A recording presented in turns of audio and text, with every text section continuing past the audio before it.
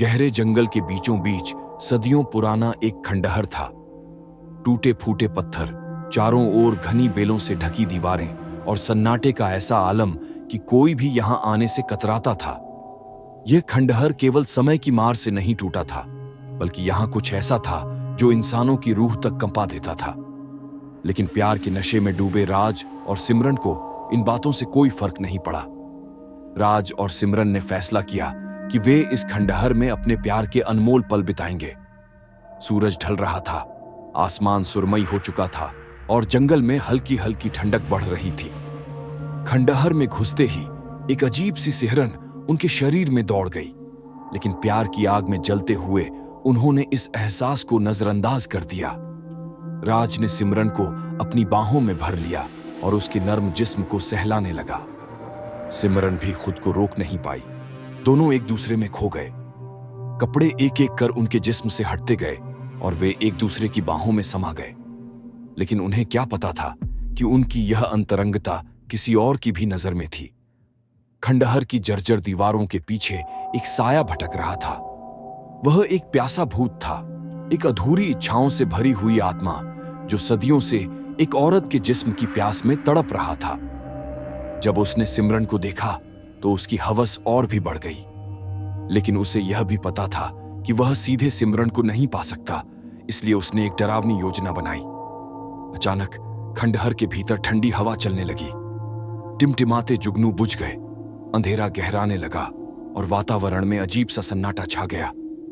राज को लगा जैसे कोई उसके शरीर के अंदर घुस रहा हो। उसकी सांसें तेज हो गईं, उसकी आंखें लाल पड़ गईं। अगले ही पल उसका चेहरा बदलने लगा। अब वह राज नहीं था। अब उस प्यासे भूत ने राज के शरीर पर कब्जा कर लिया था। सिमरन को शुरुआत में कुछ अजीब नहीं लगा। उसने सोचा कि राज बस और ज्यादा जोश में आ गया है, लेकिन जब उसने उसकी आंखों में झांका तो डर से उसकी रूह कांप गई। राज, तुम ठीक हो ना? सिमरन ने घबराते हुए पूछा। राज ने जवाब नहीं दिया। वह और भी ज्यादा आक्रामक हो गया। उसकी पकड़ इतनी मजबूत थी कि सिमरन चाहकर भी खुद को छोड़ा नहीं पा रही थी। राज, छोड़ो मुझे।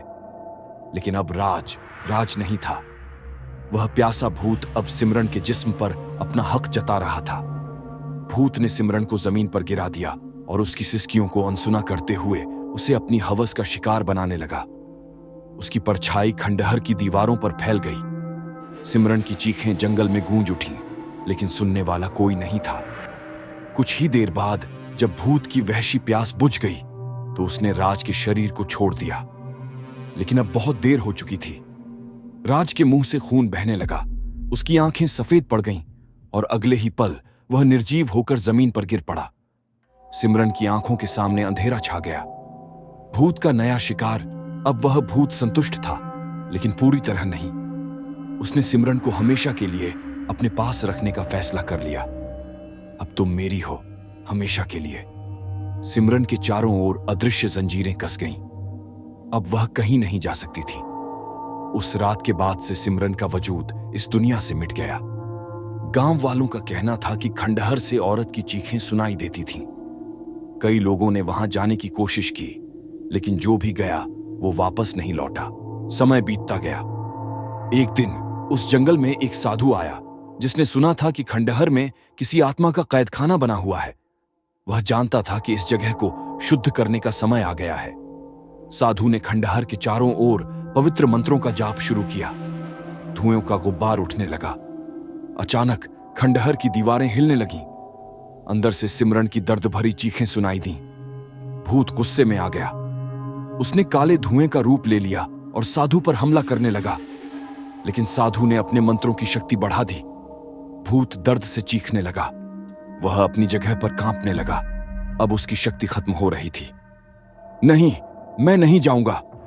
लेकिन साधु ने अगला मंत्र पढ़ा और एक जलती हुई मशाल भूत की छाया पर फेंक दी। आग की लपटें उठने लगीं और भूत तड़पते हुए राख में बदल गया। उसकी चीखों के साथ ही सिमरन की आत्मा भी आजाद हो गई।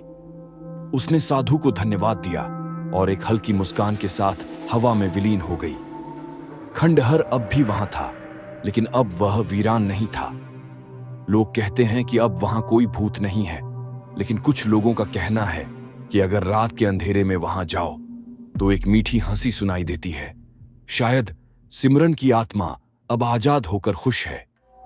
लेकिन क्या सच में भूत पूरी तरह खत्म हो गया, या कहीं ना कहीं उसकी रूह फिर से अपनी प्यास बुझाने के लिए भटक रही है? Oh no dead.